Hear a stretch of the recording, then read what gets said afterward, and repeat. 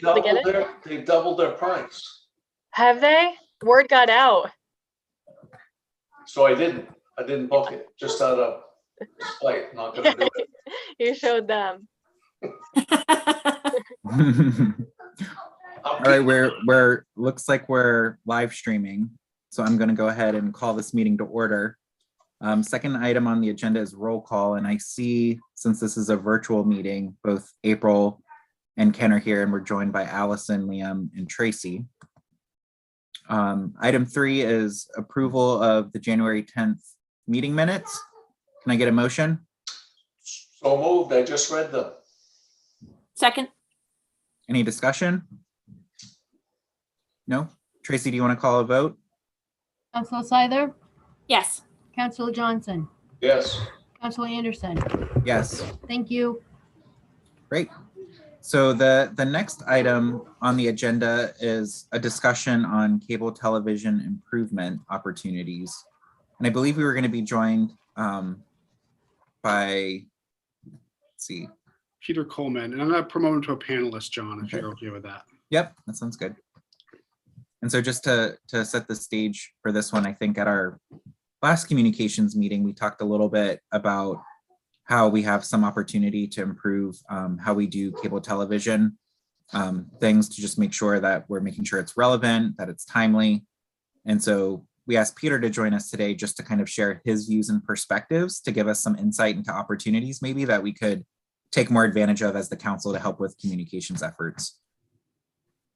Sure, yeah. Hi, can you hear me? Yep, we can hear you. Well, I guess I could kick off. I watched your last meeting, and there was some topic discussion of cable at that meeting as well. And I think it was brought up that the cable TV committee, which kind of has fizzled out, has not met in a really long time. I believe Councillor Johnson is on the committee. correct. And that the intention of that committee is kind of to guide the public access stations and make sure that they're performing well for the viewers at home and that the programming is relevant on them.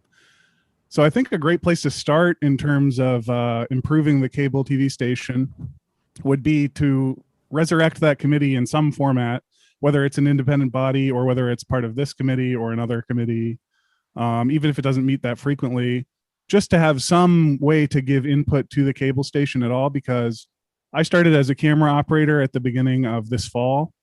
And Michael Hoffheimer, who was in my position, the program supervisor, left shortly thereafter, and I stepped up into that role. And since then, I've just been programming the stations to the best of my ability, but kind of in an echo chamber with no real input from anybody else. So, I mean, I've made several changes since I took over, and I think that if you were to turn on the community channel, you would find something of interest, but I have no real way of knowing if that's true for the folks at home who are viewing unless they reach out to me explicitly and let me know. And I've had a few complaints here and there and some contacts about programs of interest and a few community submissions, but I feel like there really needs to be some more input and people need to make their voices heard a little more. Give me some guidance, because I'm able to do a wide variety of programming for folks, but I just need to know what people want to see. And I could answer any questions about changes that I have already made. Yeah, John? can I want to ask Ken a question. Sure. So our cable television committee, even though we technically have one on the website, is it true? Because I just looked on it as Peter, as you were talking, to see who the members were.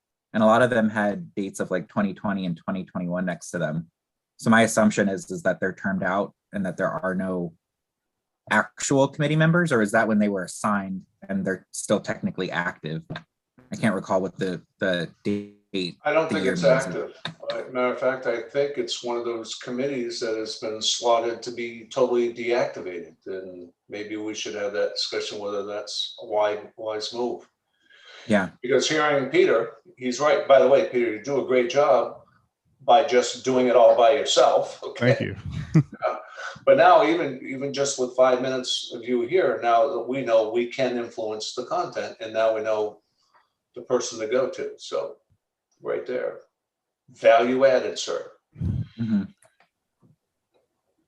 I think we maybe, John, just got to reach out to, I think Don Hamill would know, because he's, the chair of ANC. And that's where these requests come in for whatever reason, on decommissioning or consolidating committees. And I, have you heard anything, Liam, about it? Or you, Allison? I haven't. I know Councilor Anderson's also on the Appointments Negotiations Committee. This is That's not right. one, the discussions we've had about modifying committee charges or consolidating committees, this is not one that we've had any discussion at that committee level about discontinuing. I obviously can substantiate that this has not been a committee that's met with any regularity or recently. But it's, so that's what I know about. It's not something that's slated for removal or discontinuance. It's not. Perhaps Okay.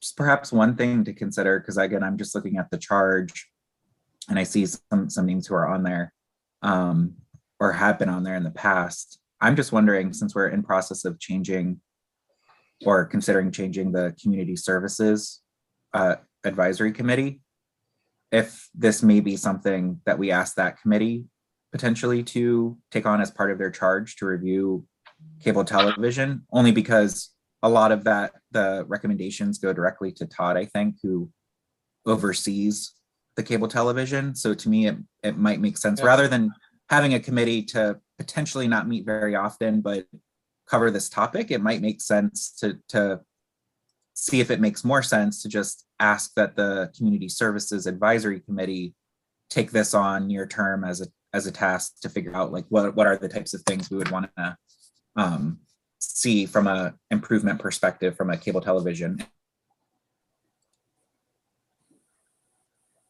That makes sense. Rose, John. Did John just freeze up? Yeah. Either that or he's thinking real hard. Well, I could bring up another point, which is, going over the community survey and looking at the town's communications and how people said that they get communications from the town. Obviously, like the leader was the #1 result there, and social media and whatnot. But I think that cable is also something that a lot of folks consider as a prime avenue to get information from the town, especially the people who watch cable a lot are going to want to be able to, some people don't go online and don't go to the website and stuff like that, and they might be watching cable. So Allison and I have talked a little bit about kind of like developing a lane for her to pass me communications from the town that could then go onto the cable station. And I think that's an area that could be improved as well. Because right now, we get slides occasionally with updates about deadlines or dates for submitting things and stuff like that, or events. But there could definitely be a lot more frequent updates in terms of that, like slides and updated information. There's also a lot of opportunity to just align the communications. It's not necessarily reinventing the wheel, it's just making sure that what we're putting out on town channels is consistent with what's going on the cable channel and has the opportunity to do that. Right. Right, Allison. My thinking is if you create something for social media, it's probably just as simple to create a slide, that has that same aesthetic that then gets inserted into the rotation on the cable access. And then it's just, we have that consistency again of messaging and, the aesthetics and all of that. And to Peter's point, we have this tool and we've been underutilizing it, and probably it's not a tool that most people use, but it is probably the only tool that some people use. Right. And so, we just need to John's point, we just need to figure out what the appropriate chain of command is so that it doesn't just drop off, because I think that's simply what just happened. Just too many people, cycled out or moved on to other projects, and Peter's a one-man show right now. Yeah, it's also, though, the only tool really that probably everybody has, whether they utilize it or not. I mean, just about everybody's got a tube in the home.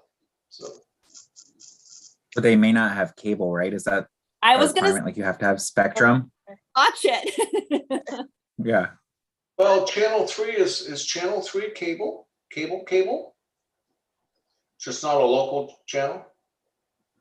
I think that if you were to not pay for a cable subscription, but you had a digital over-the-air antenna, you would still get our station.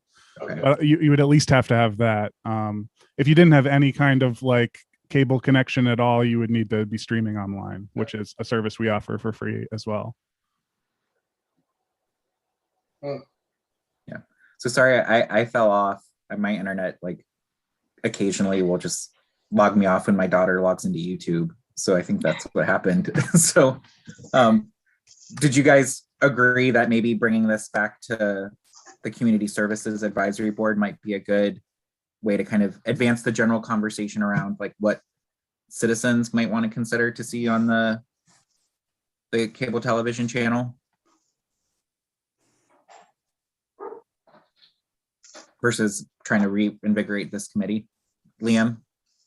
I guess I don't have a good answer to that question. I think what I would say is that Ordinance Committee is going to be considering at their next meeting on the 28th a revision to or a proposed new TV cable ordinance. And so as I look at, again, I don't think that I don't think that's really particularly relevant outside of dealing with cable TV to the conversation we're having here. But I do wonder if Rules and Policies is meeting on the 24th, where they're going to consider those changes to 302A, which we sort of begrudgingly, I think, got everyone on board that that's really the committee that should review these things. And so the Cable TV Committee is referenced in 302A. It's also, I believe that this is one and the same, but I may be wrong, and someone may correct me right now, but Chapter 1007 is the cable TV ordinance. So that's what we're going to propose a new ordinance to on the 28th. Chapter 1007A is where we talk about the bylaws to the Cable TV Committee. And so I don't really know how these three things are all interconnected, but clearly I think putting this potentially on the agenda for the 24th Rules and Policies Committee to have at least a discussion on briefly, that we want to look at this committee, the composition, what its charge is, and perhaps revitalizing it, I think is timely, along with the Ordinance Committee on the 28th, which is going to look at a new ordinance for cable TV. So what I might suggest, I know that we have a full agenda, is I guess I'd be interested to know more from Peter in terms of what his ideas are for what he's seen with other communities in terms of the programming he's qualified and has some background and talent to do. But in terms of the composition of the committee, perhaps let's put it on the agenda, or propose to put it on the agenda for the 24th, see where the 28th that ordinance goes, and then revisit it next month. Sounds good to me. That sounds good. Yeah, Liam, as long as you keep the thread for us, since you're the tie who brings Sure. all that's like a good plan. Mm-hmm. So Peter, just to build off of what Liam said, do you want to take some time and just kind of share again your thoughts, your perspective, some of the improvements that you've made recently, just so that we're all kind of on the same page in terms of where we are and what other opportunities you might see in the future? Sure, yeah. There are some common complaints that I've heard about the station, and like even in the last communications committee meeting, I think like Councillor Johnson and might have brought up a few like pretty valid ones. And a big challenge at first was just like getting the programming as current as possible, so that when you tune in, you're watching something that's had to do with the past month of events in the town. For example, like making sure there's nothing from 2017 playing at currently, even though that might be the last time that the town produced anything in terms of video that wasn't a town meeting, like a concert that was taped or something like that.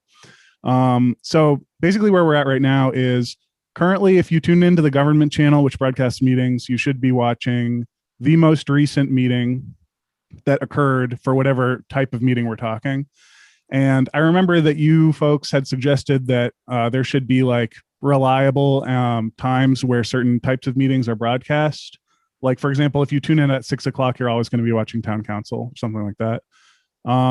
I try to kind of adhere to that currently, but just because each meeting has a varying length week to week, like sometimes you might have a 2.5 hour meeting or a 45-minute meeting.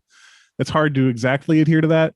But basically, I try to schedule like school board and town council around like quote unquote prime time. So like the dinner hour and thereafter to about 9 o'clock.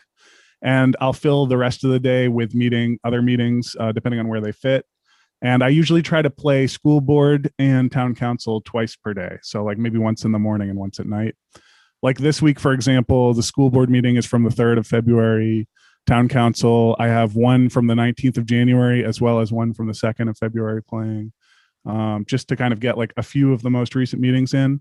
The community channel was like in a pretty rough spot. And I feel like that is just because in an ideal world where everybody had a lot of interest in local access cable, people would be like producing a lot of content for me to air.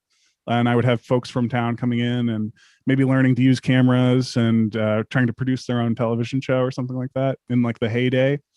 And that hasn't happened for a really long time, of course. So I've been sourcing content to play on the community channel from a variety of sources. One of the first things I did when I took over was I contacted Scarborough Public Library, just because they produce a lot of video content. It's all on their YouTube channel. They have like a lot of seminars and lectures and events that are recorded. And so I'm dedicating like 2 to 3 hours per day of programming just from the library. And that's updated like every other week, I would say. I get something new from them to air. And then also I've been like reaching out to other local government stations and local access channels. There's a website called Peg Media, which is kind of like a social networking platform just for local access channels, where say like the Belfast local access channel is really active and they produce a lot of programming. So sometimes I'll be able to like get a program that they've produced and air on our station. But ideally we would have a lot more to do specifically with Scarborough, and maybe produced by people from Scarborough. April? Do we record our athletic events? Like, is that something that would typically be the content for that channel? Yeah, in an ideal world. In the past we have. I only came in this fall, and since I've come in to cable, we have not recorded any. Sometimes we'll have like a parent or a community member who wants to go and tape events. I know we've done a lot of like softball in the past, and I have those files still from years past, but that's something I'm looking into going into the spring, is to like be able to record some of those games and get those broadcast. Yep.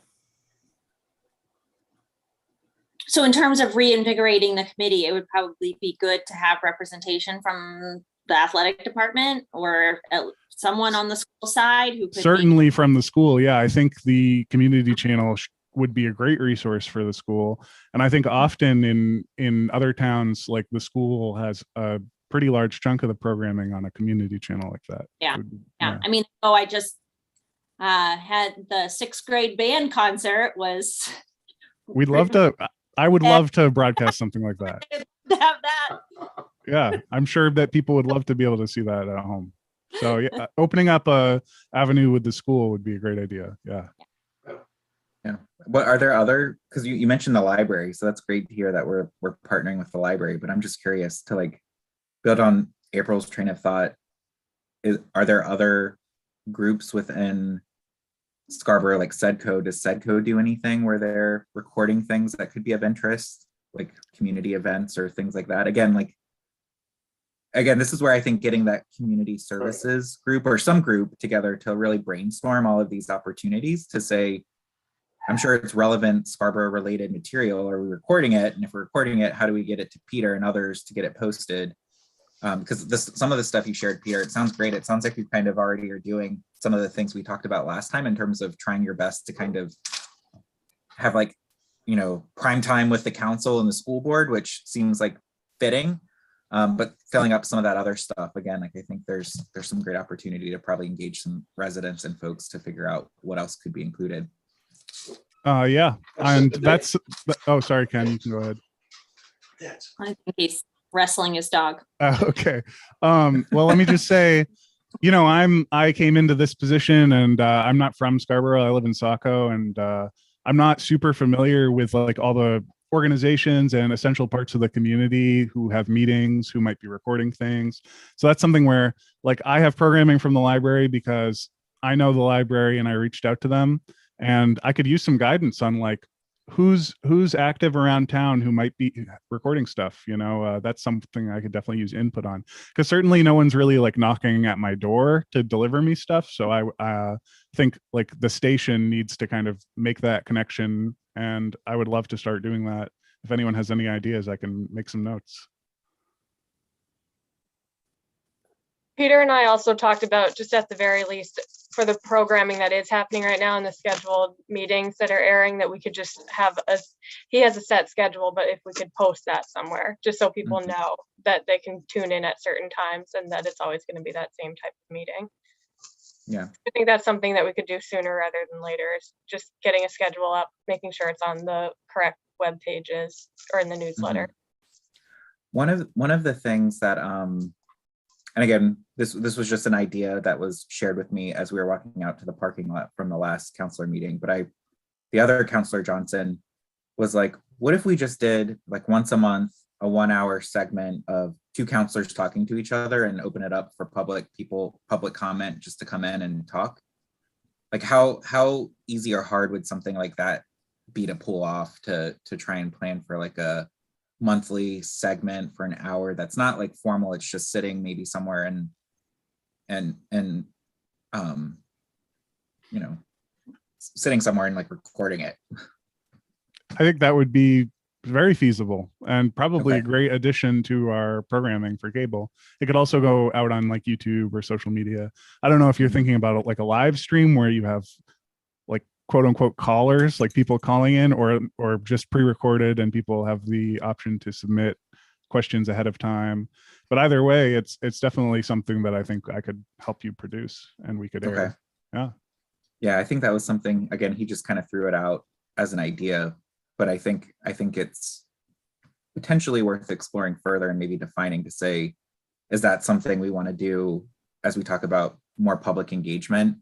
Again, it wouldn't just be, it's like a less formal way to say, let's have two counselors, let's talk about relevant things that have been on recent agendas and just talk about them and open it up to the public potentially to call in and ask questions or have a dialogue. So I don't know, Ken, April, what are your guys' thoughts on something like that potentially? I mean, that sounds similar to, the roundtables that we started doing, that then, in-person attendance was relatively low, but then the first few that we did on Zoom, we had a ton of engagement because people were craving that, ability to connect, and really people were learning how to use Zoom, and we're like, oh, this is great, I can do this from home. Except those were always so formal. We had X number of counselors and we had a set topic and whatever.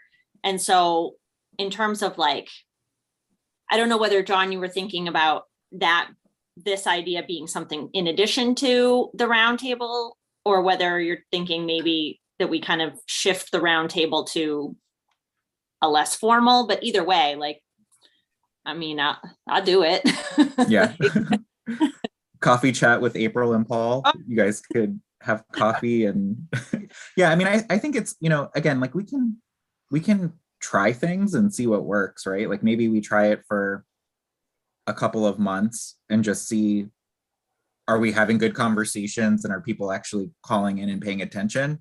And we can see where it goes from there and decide maybe it's not the right approach, or maybe, again, it's not, getting the type of engagement maybe we're looking for. So I don't know. We don't have to make a decision on that today. I know it was Paul's idea, so I can follow up with him and just kind of gauge a little bit more what he's really thinking to see if that's something we'd want to pursue. But from a execution perspective, it would be feasible. It would be easy. It wouldn't be a significant effort on you, Peter, or anybody else in the town. No, that would be definitely doable and something that it's easy to see the value in. And we already have the facilities to kind of execute that, and you guys are already like in the council chambers a lot. So I feel like it would not be a stretch to add that on to like the schedule of meetings, for example. You guys might have to kind of do some of the brainstorming about what agenda items you want to tackle and like the format, but any sort of technical production stuff I can take care of and we can communicate about. Okay. Cool. Good idea. Anybody else have any questions for Peter? Or Peter, is there anything else you want to add or share? Let's see. No, I think just the biggest thing, I think the biggest way that we'll see more improvement with cable is like the more input people have, whether it's from the committee, a new committee or just like from the public, the more changes I'm able to make. I have like a lot of agency about what the station looks like, what you see when you turn it on, what happens. There's a lot of capability, and I just need to kind of know how to exercise that for the best results. But I do think that like since I've kind of got my legs under me and have been putting some work in, like things have already kind of improved a lot from maybe where people were thinking when they submitted their community survey results, you know, because it's been like kind of a long time of a lot of static on there and weird programming where you're not sure what's going on, just by nature of like not having a lot of like man hours to throw at the programming side of it. But I'm kind of working some more hours than my predecessor and have just been able to put a little more time into it. But again, just like the more public input, the better, I think, and the more feedback, the better. I'm thinking about putting up something that plays on the community channel as like a slide that just says like questions and comments, please submit maybe my email address or something like that, just to get some feedback. But and the other thing is, if anybody watching has any ideas about people who might be interested in submitting programming, like people from Scarborough or organizations that are producing video content already that you might want to be aired on the public station, yeah, feel free to contact me, and I'm sure we've got wide open programming for stuff. So anything is great. Great. Well, thank you, Peter. I appreciate you coming today and sharing everything. We really appreciate your time. Thanks very much for having me. I appreciate it. Yep. Sure. Thank you, Peter. All right. So moving on to the next item, item 5, which is a 2022 Counselor Communications Framework. So let me see if I think I can share my screen. So at our, maybe just to set the stage for this one. So Liam and Allison and I met, I think last week, was it last week or 2 weeks ago? 2 Fridays ago. Yeah, to talk a little bit more about TIFs and how to like better, more easily communicate TIFs, given all of the work that's happening on the council right now, knowing that it's kind of a complicated topic. And I think through that conversation, because we were getting very tactical about like, could we do a video? Could we do this? Could we do that? Like, what's the right thing? I think we kind of took a step back from that conversation and said, rather than like getting tactical into TIFs, maybe we can take a step back and say, what's a good communications framework going forward that we need to be thinking about as we communicate different topics to the public that try and make sure that it's aligned to like a bigger theme that the council is focused on for the year. So TIFs in and of themselves deserve some communication, but they're really potentially more within the context of what we're trying to do around financial and fiscal sustainability. And so we could be talking about it more broadly, or we could be talking about it more specifically, but in those terms, just to make sure that we're consistent with how we're talking to the public based on the feedback that we've received from them. Sorry, my dogs are going out of control.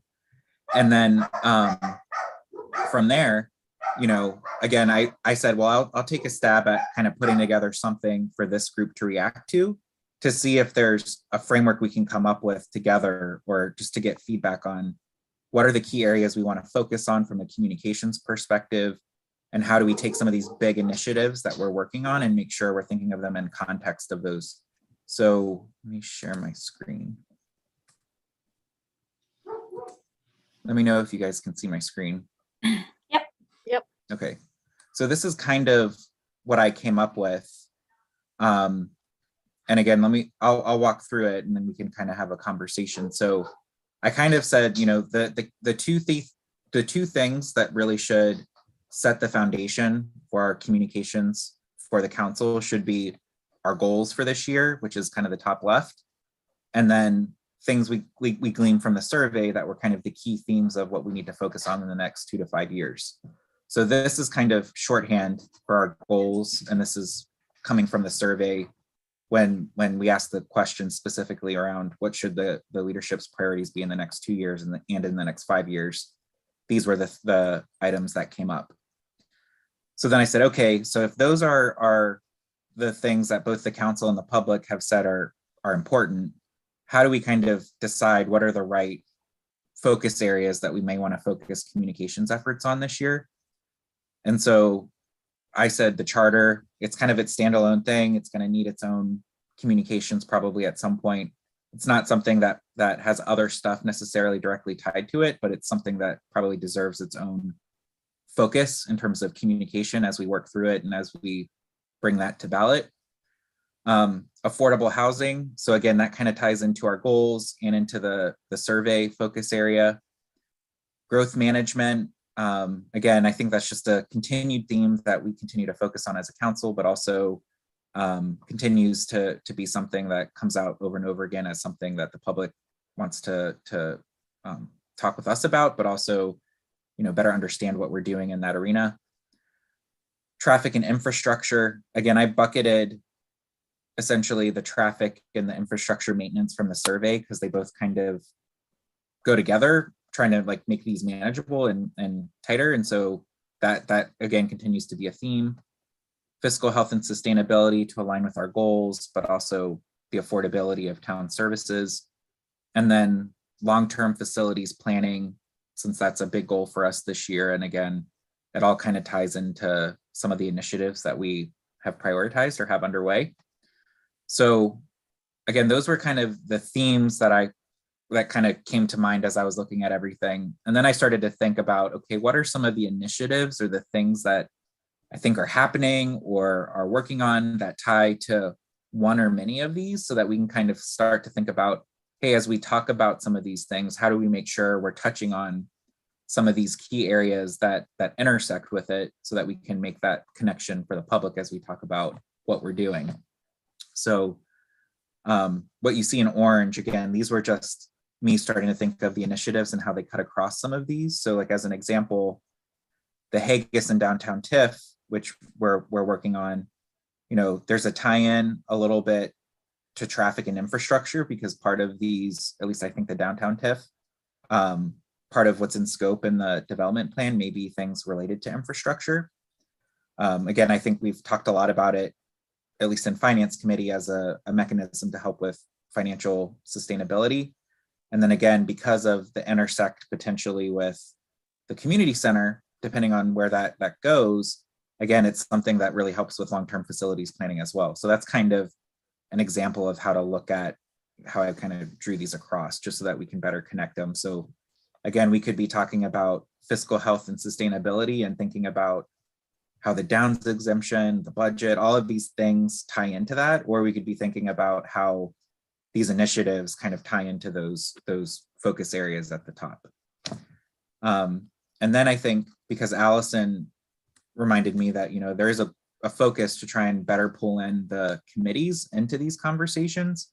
And so maybe it's not all on the council to do some of this communication or to talk about these things, but it's things that we could work with the committees or the appropriate committees. So I started to map some of the existing community committees, or in some cases it is the finance committee, probably not really a specific citizen committee related to this, but again, some of the groups we could tap into to help with communications as well, to bring some of these key areas to life, since those are the areas that are important.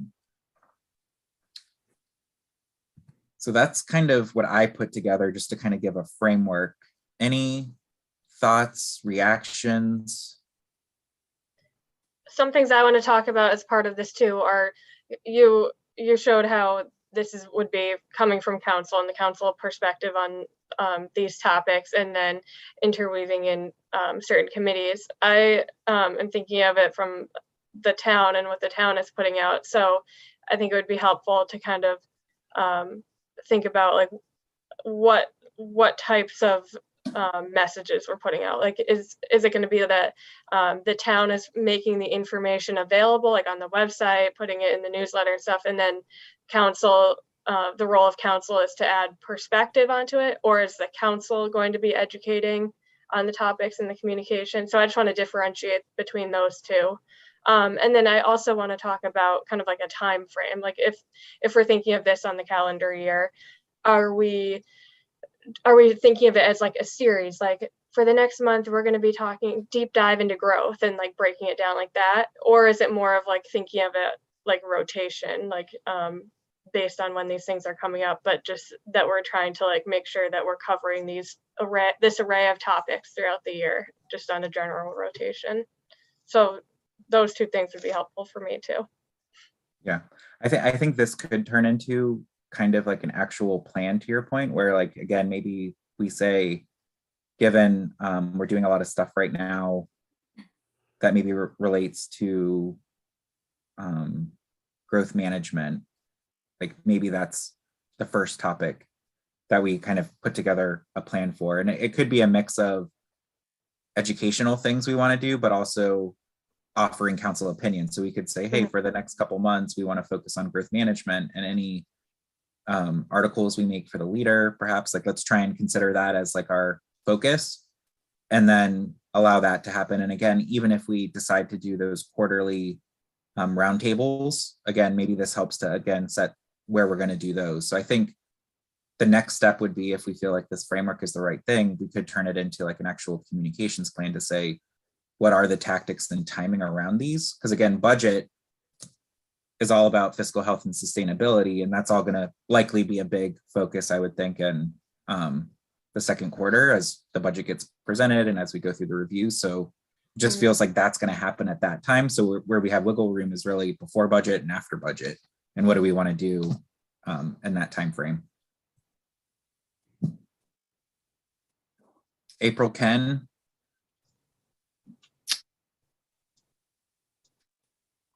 So I don't come from the business world. So I always appreciate when you are able to pull together something like this, that, you know, clearly you pulled together. I mean, this one graphic contains all of our areas of focus for 2022. It aligns us with our town council goals. It highlights the half a dozen like key topics from the survey, and then it also aligns all of the committees that touch each of those topics. Like, holy moly, John. I think that this is amazing that you are able to make all of this into a visual that everybody who looks at this can follow along with. So in terms of us using this as the framework to develop a plan, I am fully on board. I think that this puts all of the key pieces of information that we need to guide our decisions in one place. Well, and I can't think of anything else that, like, topic wise, or, you know, in terms of like content that you missed. I think, and I think you did a really good job generalizing some of the heavier topics that we talk about. So this is great. Great. Ken, any reactions, thoughts?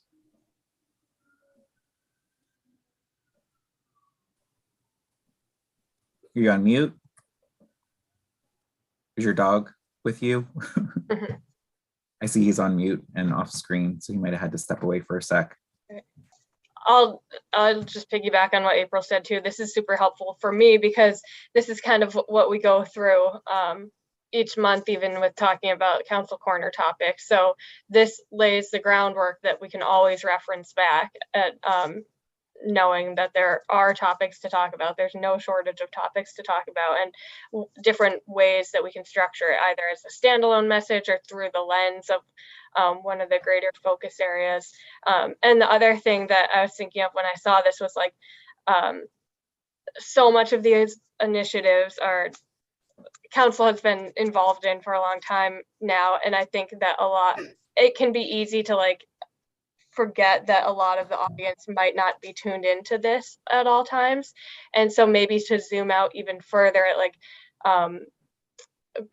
some of the focus area topics of just doing like a refresh on just like an overview on those even. And the reason I'm thinking of this is because I did a Facebook post on the town page yesterday about the Warren Woods expansion, and there were a lot of positive comments about it, but then there are also some that were just kind of like misconceptions about growth in town and how it comes about and where it's going. And I think to be talking about like the GMO or something, it might be going too far forward when there's so many like just basic like FAQ type of debunking misconceptions that could happen about growth in town.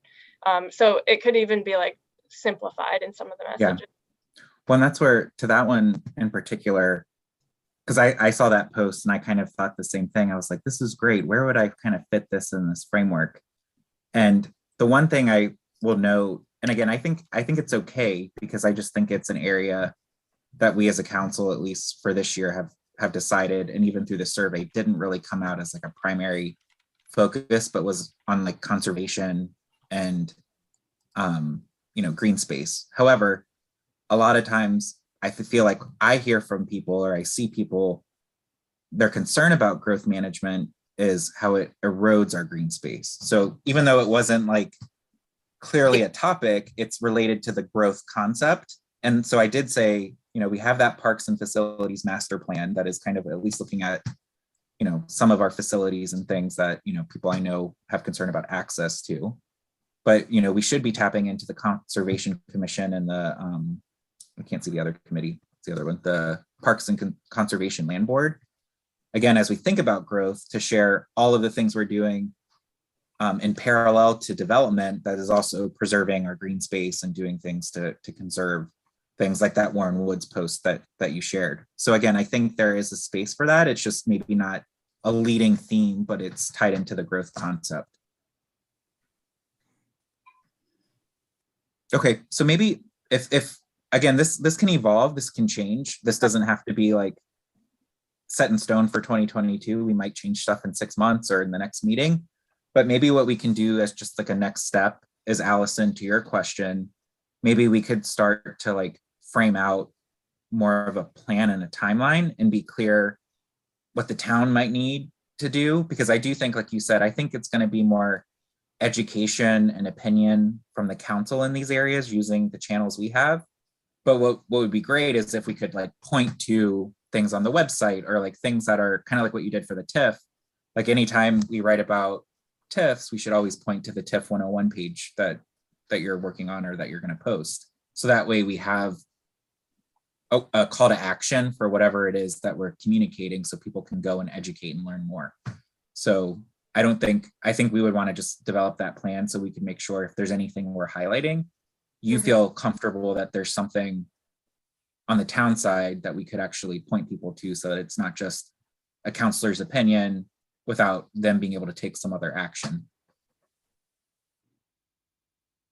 I think that's a great idea. That's helpful. And that's one of my goals for as we transition to the new site, is to have it structured in a way where someone could go and see like either major issues or current projects that are happening, whether they're short-term or long-term, and just be able to learn more about them, access the relevant meetings in one place, and just kind of like a more organized flow. So I think if the communications channels are sending people to those places, then it just helps kind of close that loop. Yeah. Yeah. And some of the stuff we talked about, and this probably relates more to some of the conversations we've had with the Downs, like when it comes to traffic and infrastructure. Again, I think there's been a lot of brainstorming on like, wouldn't it be cool if there was like a GIS map of the town where you could see the projects and you could click something?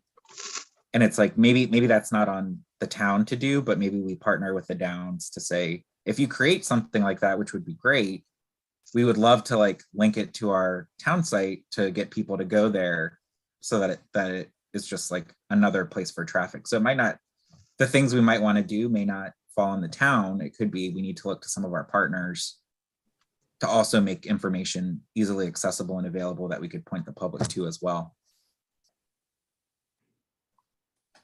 Great. Okay, any questions or comments on this before we move on to the next agenda item? All right, let me stop sharing. What is the next? The next agenda item is a discussion on the quarterly community forum planning. So again, I think at our last meeting or two, we talked about the concept of bringing those roundtables back. We weren't sure if we could do something in the first quarter. It's already mid-February, so already kind of halfway done.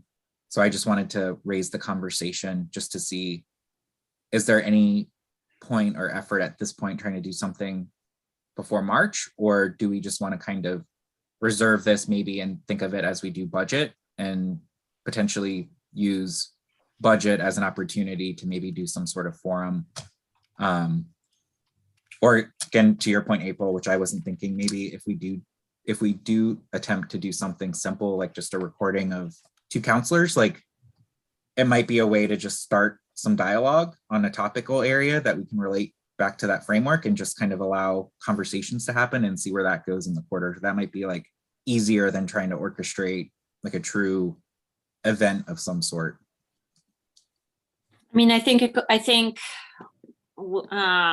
you know, if we did want to do something for Q1, it would be Zoom.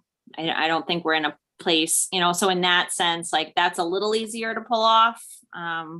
You know, it requires less planning at this point. But, you know, you still have to have communication around it, and we have to, you know, decide what topic people would be interested in, and then to turn around and do one for the budget. I don't know, like, I don't know how much bandwidth and time people have. Liam or Allison, any thoughts or reactions from you guys?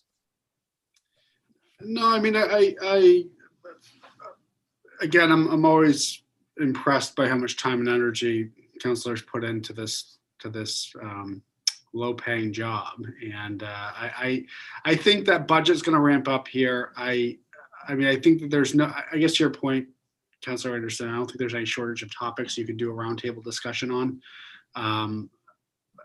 I think that one thing I'll bring up later on the meeting is this Let's Talk Scarborough program, which didn't make it on our formal agenda, but I did want to start a conversation there. Yeah, I mean, I do like the, going back to your earlier suggestion during the cable TV, I do like the idea of whether it's you and Councilor Paul Johnson or whoever else who wants to, and again, what the format is for that. I agree, you know, it's going to require some promotion and organization. But I think that's a great way to drive home this expanded charge of engagement. And I guess I might suggest that rather than spend a lot of time, since we already meet monthly, kind of talking about what the perfect concept might be, I think that there's enough energy to maybe try something, you know, try it as a one-off and see what the result, you know, say you're going to have a open forum or roundtable or however you want to characterize it on, you know, the Downs housing exemption or a TIF, you know, you're obviously you're gonna have the workshop next week or this, I guess tomorrow, right, or Wednesday. You know, maybe you have a forum on that for questions and start that dialogue, see how it goes. Don't let, I guess, what's the saying? Don't let great get in the way of good or something along those lines. I think I'd encourage you all to try something and see how it goes.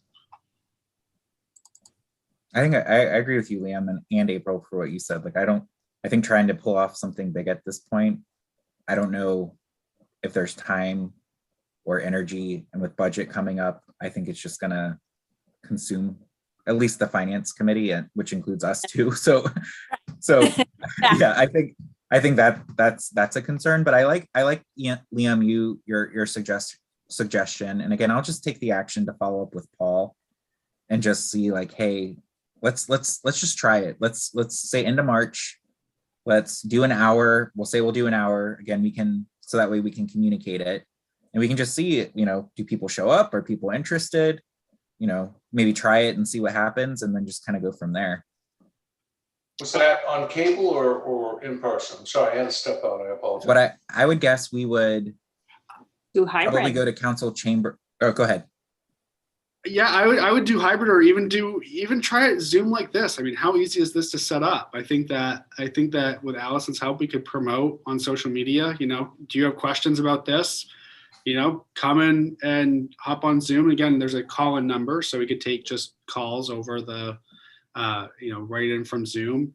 And, you know, I'd be happy to moderate something like that so that you and Paul could focus on receiving questions. And, you know, Zoom already has the framework for shutting off bad actors and making sure that, you know, I think there's enough protections in place. I think we're familiar enough with it. I think it'd be a great idea to try. I mean, just, it's like any other meeting, just, you know, the only reason you're there is to field questions or provide, you know, get some engagement from the community. Yeah, Yeah, we could promote it if we select the topic and the time, we'll promote it in the leader. Right? Yep.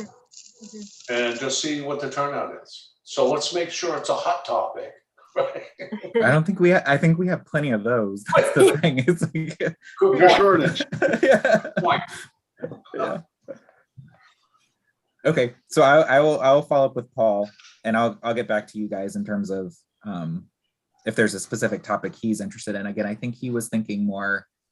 It might have been, I don't know if it was specifically around the exemption request from the Downs, or if just being in there prompted that idea for him, because we didn't get into that level of discussion. It was just like, hey, why don't we do just a half an hour every so often of just two counselors talking and take calls and like see what happens. And I was like, okay, I'll bring that to the communications committee. And I think, again, it kind of aligns a little bit, I think, with Liam, maybe what you're going to talk about with the Let's Talk America. I think that's going to be a little bit, or Let's Talk Scarborough. I think that's a little probably more structured than maybe even what this is going to be or could be. And we could just kind of see where it goes from there. Yeah, I think this is great. I think as counselors, like, we're so well versed in some of these topics, and, you know, we have great conversations amongst ourselves. And so let's sit and talk about these things like we would if you were to call me on the phone, except we're going to do it on Zoom or in chambers, and other people can call and listen to us talk about it. So Yeah. no, this could be good content. I like Yeah. the idea of building up some promotion around it too, of maybe even like collecting questions through social media or something beforehand, so that there's kind of a pool to work with in case there aren't that many coming in Sure. or something, you know, but just a way to be able to promote it too. Yeah, that's a good point. It's a fun idea. All right. So any other conversations on this before we get to the next agenda item? I think this is agenda item 7 of 200. So, all right. So next is Counselor Corner March topics. So Ken, I know, so John is, his for our goals is going in the leader this week. And Ken, you had mentioned in passing last week that you were interested in trying to do a Counselor Corner on the TIF. Is that still something you're interested in doing that we might want to put in for early March? You're on mute.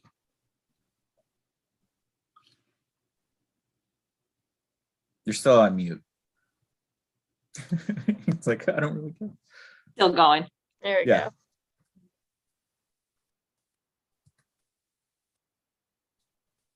There you go. There he is. All right, yeah, I'll do that and then disseminate it before it gets published to make sure everybody's fine with it. I'm gonna come at it from a fairly simplistic thing and keep the CEA out of it, just the TIF, just imaginary lines, but I think the timing on that might be good. Yeah, Karen did do hers. If you saw the leader last week, she put one in that was like a lot of background on the TIF.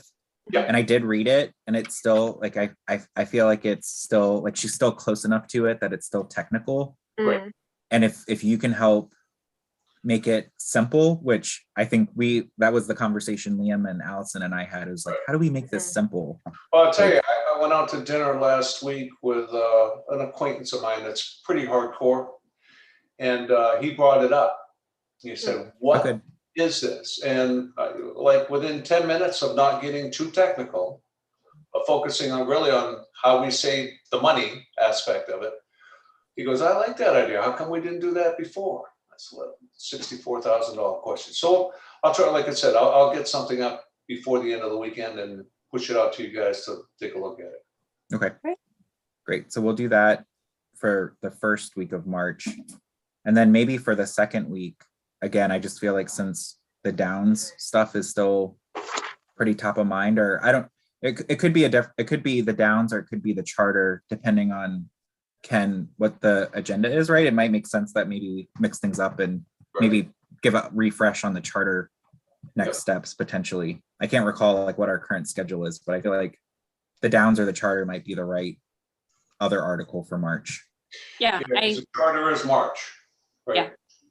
Charter workshop is in March, later March. I think it's the 26th or something like that. March 9th. That's Oh, the proposal anyway. We're gonna bring it forward March 9th for a workshop, but inevitably it will get more attention at a regular meeting later on in March or April. you sure that didn't get moved, Liam?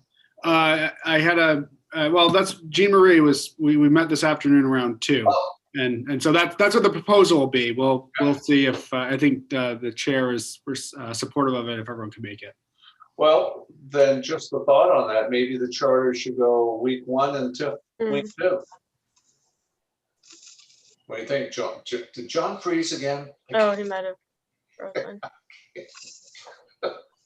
He looks I so believe- serious sometimes. He might not be frozen. I know.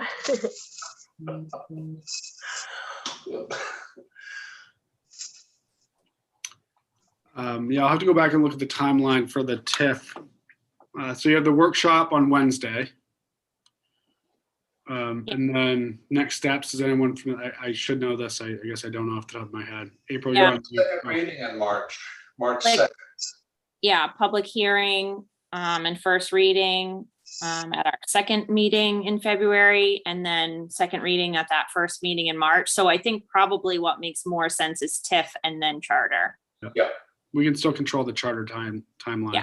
Yeah. Okay, there he is. Hey, John. Sorry, It's this right. is the Zoom gods being mad at me for keeping you guys late on a Valentine's Day, I think. Session after this, and Matt was like, what? Yeah. 4 hours of meetings tonight? And I was like, sure do. So, Councilor Anderson, I think we just agreed that looking at the TIF timeline, I think it still makes sense for TIF to go first, charter to go second. Okay.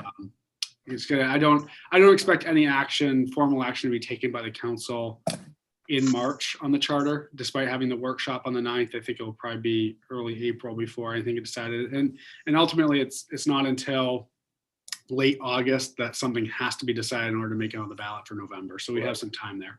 Right. Good. So I'll ask Jean Marie then. I'll reach out to her to see if she wants to draft something for charter based on the workshop, Sure. just so she can point back to that and whatever she wants to write up for people to review and get more familiar with, that we're kind of kicking that off. All right, so closing that item and moving on to item 8, update on committee charge change to include public engagement. So Liam, do you want to talk Yeah. about that? Happy to. So there's a red line version of the charge that's reflected in 302, which is the town council rules manual. 2 very straightforward, Yep. or 3 changes really. I mean, what's interesting is that all the pieces that obviously aren't redlined were existing, and they already spoke about community engagement. And so I think it's just really updating the title and 2 other spots. And I think that you have enough of a framework to really start promoting this committee as the committee charged with not only communication, but bringing in voices from the public to help inform decision-making. I agree. Very straightforward. I don't think it needs much more, so. And I would propose that this be referred to rules and policies on the 24th as another item, since it's really in 302. Yeah, I think it's pretty straightforward as well. Ken, any thoughts from you? No, I thought it was straightforward too. I'm sure Liam spent hours. Well, All last week, I didn't get anything else done. Yeah. but Should no, we, little things help, and we get that rules and policy meeting coming up anyway. So, Mhm. so Okay, so again, Liam, that'll be like the 5th thing you're bringing to that committee next week. Jean from- Marie's already thrilled, so. Yeah, they might as keep well on cram it all pile in. on. She want another meeting in April, or is she gonna, or March, or is she just gonna take it all at once? So, Yep, all right. okay. Great, all right, so moving on to the next item, which is Yeah. This webpage. update on TIF webpage and next steps. So that's you, Allison. Okay, so just for background, about a month ago, as the topic of TIF was coming up more in council meetings, we talked about the need for some more public education and access to information on TIFs on the Scarborough website. And it was kind of like in different areas. throughout the website, but not in one collective place. So we went through the process of connecting with Karen at Zedco. John reviewed it, and through that have built out a web page that has an overview definition about TIFs in general, then kind of narrows it down into what the districts are in Scarborough and separates it from economic development TIFs and affordable housing TIFs. And then it'll also serve as a place to access resources, both documents and all of the applications on the TIF districts, and then any relevant meetings that are have happened like in the past month and moving forward. So with that, that process has been happening for the past few weeks, and we just made it live today on the website. I haven't promoted it or anything yet. And the intention is that the information is there right now, but the page is dynamic, and we can continue to adapt and adjust as needed based on how people are using it and how it's working, and what more we need to put on there. But right now, you can access it through the Stay Connected drop down. There's a projects page, and so it's listed at the top as one of the projects. And it's pretty extensive, but we have also talked about kind of building out more of a FAQ type section. Yes, projects, TIF districts. Great. Wowza. So a lot of the top part is a lot of it is just bringing people to where, like, the TIFs, so the definition already exists. It's on the State of Maine site. So we didn't try to recreate anything necessarily. It's just kind of putting it all in one place. Very good. Yeah, it looks great, Allison. Matter of fact, there's a material for my article right here. There you go. Yeah, there's a lot on here. It turned out to be a lot longer than we had initially thought, summarizing it, but it's kind of hard to like delineate of like what can and can't go on there. It's just, yeah, to be able to list out all the TIF information, it has to be in one Really place. good, really nice. Hey, just as a suggestion, when I was out on the Maine State TIF site, because there's actually a site on TIFs, it actually gives you a little spreadsheet of all the TIFs in the state, Okay. which is interesting because, you know, a lot of folks in town, myself included, kind of looks like lately we've been talking a lot about it, that Scarborough was running rampant with TIFs. And believe it or not, Scarborough's got one of the towns got the fewest TIFs in the whole state. My hometown up north, Old Town, Maine, has got more TIFs. So it was just interesting. It might be a fun fact to have on there, a link to that. Yeah, or that's a good example yeah, too about why we were saying it could be helpful to have frequently asked questions, because one could be like, Yeah, right there. does Scarborough have, like, how many TIFs does Scarborough have compared to other towns in Maine or something Right. like that. So kind of, Actually we can have think of ways to frame it like that based on Mhm. what people are wondering or perceive it to be. I think the issue with TIFs, and Ken, you kind of hit it when you said what you were saying about what you were going to draft. I think people blend TIFs and CEAs together, and I Correct. think CEAs in Scarborough have a more negative connotation, I think, for some folks.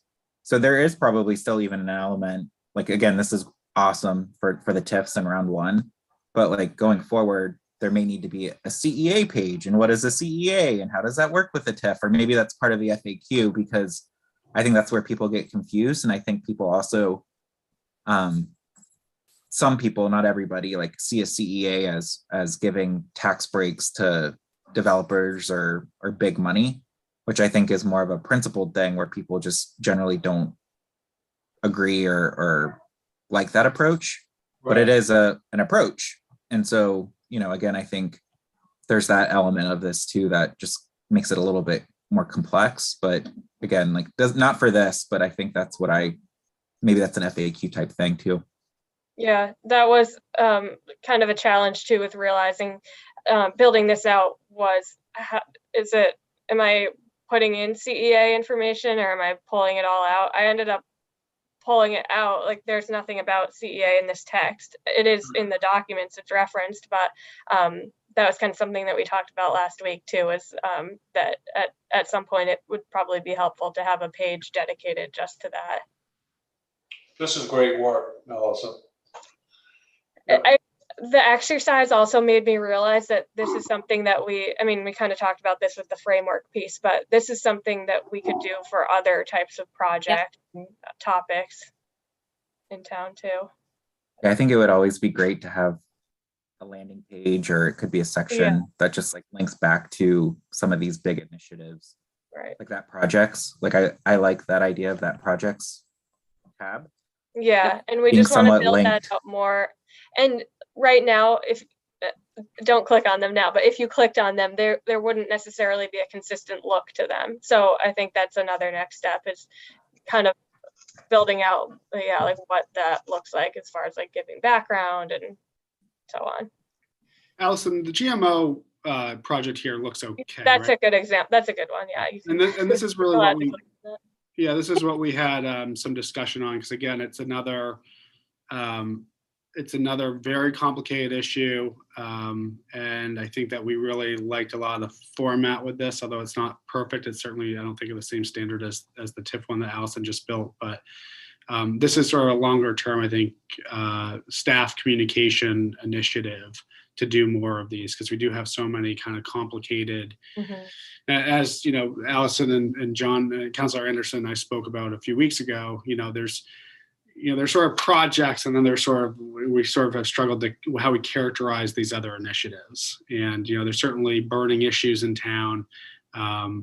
But how we want to frame that and how we want to consolidate those things into a general format. And there's some other municipalities that are doing that, I think, fairly effectively that we've looked at. But just to reiterate the accolades for Allison, I mean, this was something that started out of a discussion that her and I had, probably 3 or 4 weeks ago, and then she just ran with the whole concept. So it's sure nice having Allison on staff.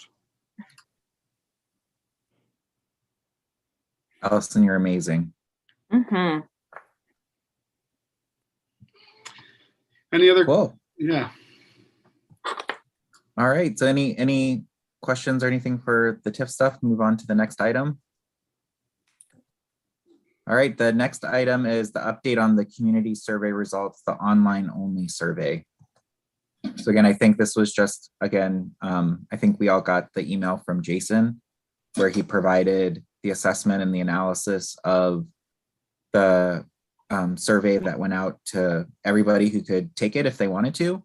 And so we have all of that information in the packet if anybody's interested in looking into that detail. But I think the key takeaway that I recall from Jason was the results were pretty consistent with the random sample that we did through the mail, and that, there were some differences in demographics that need to be considered. So it wasn't exactly one-to-one. But I think overall, like the themes, the same takeaways were the same takeaways, at least from his assessment. So I'm sure you guys have had time to maybe go and look at those and compare them. I did a little bit. And again, nothing jumped out at me that was like significantly different. It was pretty consistent with what Jason shared in email. So I think it's good to know that even the 200 or so people who participated in that survey, which I was surprised to see it was that low, to be honest. I thought would have gotten more through the online version. But it's good that it's consistent with the other results that he shared. Yeah, John, I'll tell you what I've been hearing a little bit, and I think it's just human nature. Some people are they're picking and choosing topics of the survey to say, yes, it's right here, but it's not correct here. And you really can't do that in a statistically valid survey. You either have to embrace it and accept it as a whole, or just totally reject it. So you might be having conversations with folks like that. And that's kind of been my response. I accept the survey. I may still have a differing opinion on certain topics, but what I see, I accept as the truth. And I use the community center as an example. I've heard it, kind of poo-pooed it a little bit, but the survey confirmed it to me. There's a desire to have a community center. Doesn't mean everybody in the town wants one, but there's a significant amount of people that do, so. I think the challenge is that like with any survey, especially one as long as ours, like there's so many conclusions you can draw from it. And so people are going to naturally select things that, you know, caught their eye and caught their attention. I don't think that makes it invalid. I think it just makes it something that kind of rose to the top for that person that they saw.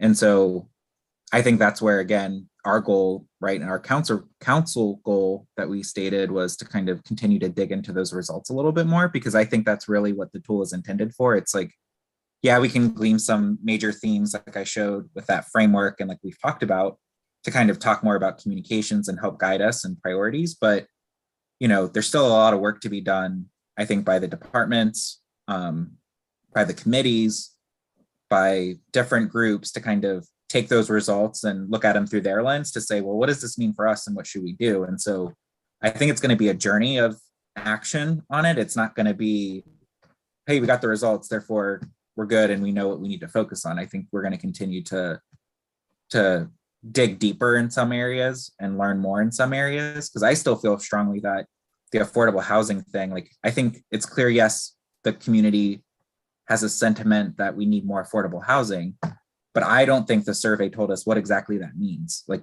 when people say they care about affordable housing, do they mean they think we need more multifamily units, or are they saying I want more single family affordable housing because my sister-in-law wants to be able to buy a house with a yard, like, but she can't afford it because it's so expensive in this area. And so that's a different view of what affordable housing means. So I think that's where it's like, some of this is more to give us direction to dig deeper. And I think that's all we can really draw from it for the most part.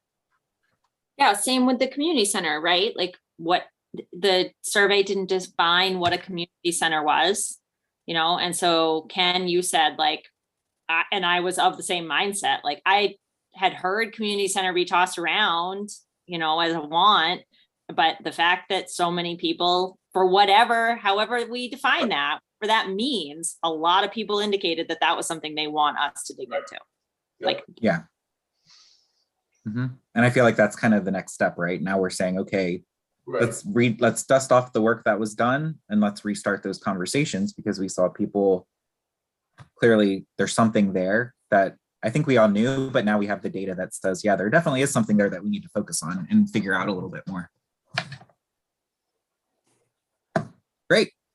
All right. The results of the survey, the online one, are now on the community survey page, which is accessible from the homepage. So anyone has access to those. Great. Awesome. Thank you. And thank you too for getting the dashboard up there too. Yes, like I've sent that link to so many people. Yeah. They're so interested in figuring out how to use it. I tried to like figure it out again myself. It's hard. It's like hard to navigate. So if anybody on your side is becoming an expert and, you know, can help, like, could just be some interesting ways to help the public better understand how to use it. Yeah, great idea, Liam. While we're having these topical conversations, doing a quick share screen and showing people right where the links are is a great idea. Thank you for doing that. Yeah. There you go. Yep. This could be another engagement, right? There you go. Have them with a survey. walk people through the website a little bit. Yeah, this is so cool. It's so powerful too if you can figure out how to do it. Like I actually, when I was at the library board of trustees, we talked about this a little bit, and I just said, you know, you can dig into better understand demographics if you want to like try and segment things a little bit different to understand what's the difference between, you know, people who are 55 plus versus other age groups and what that means for your results. So again, I think they saw a lot of value in the what this tool can provide. I was like, but if you can figure out how to use it, let me know. It's kind of where I left it, because I was trying to figure it out as I was doing it, and I was like, gonna, you know, it's so powerful. That's the thing. You can really do a lot with it. Cool. All right. So I think that was our last agenda item. Is there any public comment or anybody on from the public? I don't think so. It's not. All right. Any thoughts for future agenda items? One thing that I had thought of, and it's not necessarily like a full agenda item, but we're always trying to increase our base of people that subscribe to the newsletter and things like that. And we were saying, the school also uses their social media, but they have the benefit of a captive audience in a way, because every single one of us who has kids in the district submits our information, and then they email right from, to that listserv. I get 8 different newsletters depending on the week from the various schools, plus community services and the library and the town. And so if there was a way that we could even just do like a social media mashup or some kind of like partnership or activity with the school to see if there are parents who would subscribe to the newsletter, Right. and if we can tap into like that channel as a way to get more people to, drive people to the town newsletter, because I don't know how many people would sign up for all of those school newsletters if we had to like go and put your email address in and, click into it, but we all just get them because that's part of the, being part of the Scarborough Public School System. So I was trying to come up with, and maybe this is, we could invite the school board communications committee meeting to just do like a 15-minute, not a full joint meeting, but just kind of invite them to one of our communications committee meetings and just see if that's something that they would be interested in helping us do. Because I'm sure that they, use of their social media for a couple of days to see if we could drive people to our newsletter. I think that, that's probably something that they would be happy to help us with. I think that's a good idea. I think we should definitely do it. And I even wonder too, if there are people who actually would want to subscribe, maybe not to the school specific newsletters, but like Jeff's superintendent newsletter, because again, the schools are still relevant to people who don't even have people in schools. And they might want to know, like, what is Jeff sharing about what's happening in our schools? They may have interest, or they may, have family members whose kids are thinking about moving here that they want to forward and say, look how great Scarborough Schools is. And so, I mean, there's probably even some cross-pollination to say, hey, we have people that you don't have. How do we like really leverage this as a community? I've wondered that too, like if there are community members who would like to get the district level newsletter. Mhm. And how do we connect those people with the school side? And so I Yeah. definitely think conversation, because we right now are using, two separate listservs, and there's got to be crossover there. Mhm. I agree. Or even So to your point, like community services has their thing too. It's Yep. like, I mean, I get them all, I think, but library, community services, just the school, and then each of the individual schools has a newsletter and the town newsletter. There's got to be a way that we can make people who want to subscribe to more, just make sure they have access to those things. mhm. Cool. Yeah, let's add that to the next meeting for more discussion. All right, any other suggestions for future agenda items? I don't have any at this moment, John, but I'll ponder it. Okay, cool. We'll see if we can get more items on the next one than this one. Yeah, I'm shooting for 20 next time. That's my goal. All right, next item is adjournment. So, Motion. Yeah, second. All right, can I get a roll call, our vote, Tracy? Counselor Seither, Yes. Counselor Johnson, yes. Counselor Anderson. Yes. Thank you. All right, thanks everyone.